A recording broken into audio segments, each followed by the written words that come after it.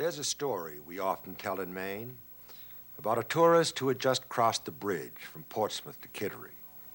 He saw one sign that pointed to Portland by the Maine Turnpike and another sign that pointed to Portland by Route 1.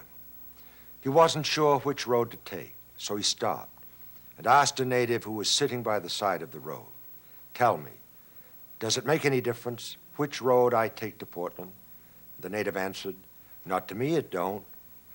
I think that says a lot about what's happened to this country in the last 4 years. The present administration just doesn't seem to think that it makes any difference which road the American people want to take. Just look at Richard Nixon's economic policy. The people wanted to go down the road that would curb inflation, and Mr. Nixon led them down the path of the wage price freeze. Trouble is, his freeze has worked on wages, but have you noticed the effect it has had on prices?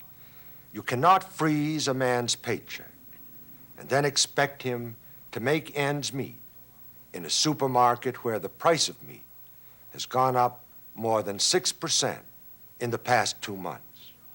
If we are ever to check inflation, we've got to start at the checkout counters with a ceiling on food prices.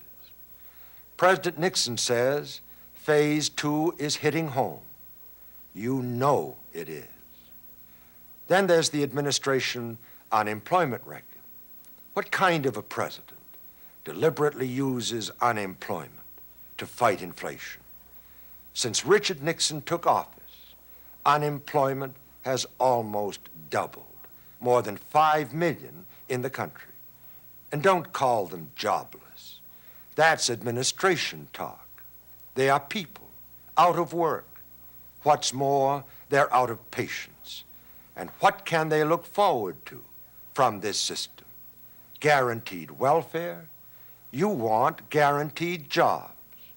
And if it takes the government to create those jobs, then create them I will. I'd rather see men rebuilding cities and towns and villages right here than destroying them in Vietnam.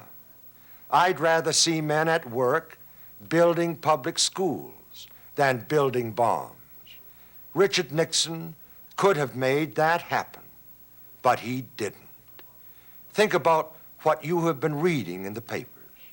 Richard Nixon has been bombing North Vietnam more intensively than in 9 years of war. Dropping bombs is no way to wind down the war.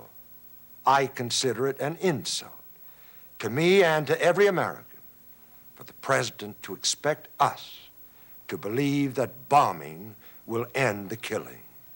It must stop now.